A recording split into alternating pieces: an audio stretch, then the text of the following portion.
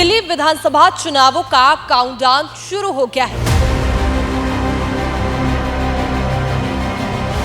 सियासी दल भाजपा, कांग्रेस और आम आदमी पार्टी सत्ता पर काबिज होने के लिए प्रयास कर रहे हैं। क्या अरविंद केजरीवाल इन चुनावों में ये साबित करने में कामयाब हो पाएंगे कि उनका दूसरा कोई विकल्प नहीं है?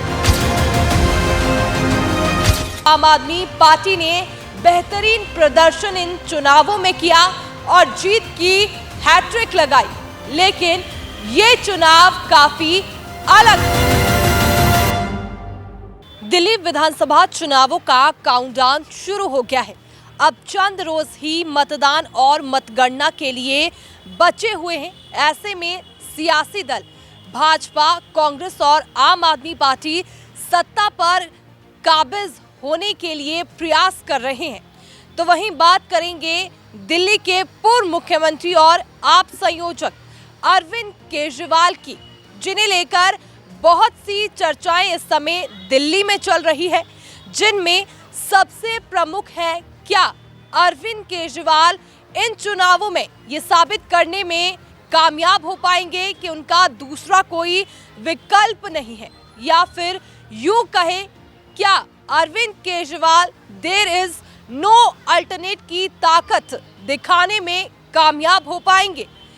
पिछले 3 चुनावों की बात करें तो आम आदमी पार्टी ने बेहतरीन प्रदर्शन इन चुनावों में किया और जीत की हैट्रिक लगाई, लेकिन ये चुनाव काफी अलग है।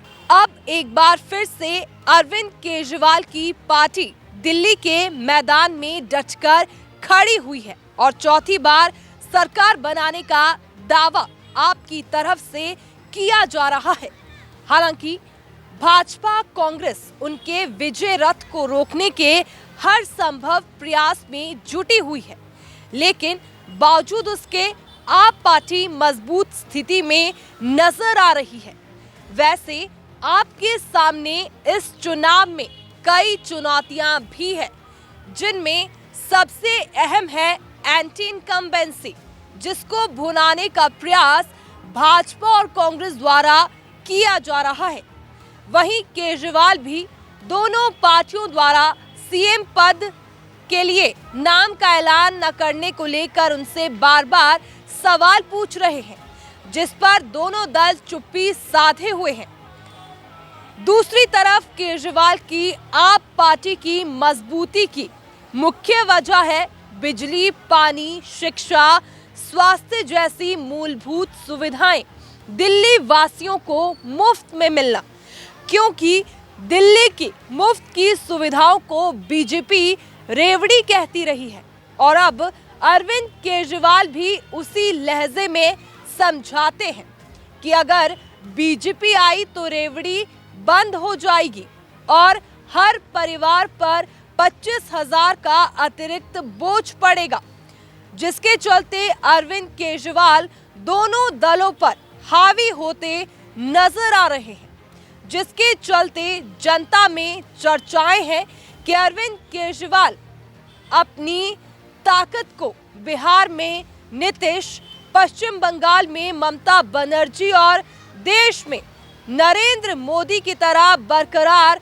रख पाएंगे या नहीं। हालांकि अरविंद केजरीवाल दिल्ली में तीनों नेताओं की तरह पैर जमा चुके हैं और यही वजह है कि जनता के बीच अभी दिल्ली में दोनों दलों का आपके मुकाबले खास प्रभाव नजर नहीं आ रहा।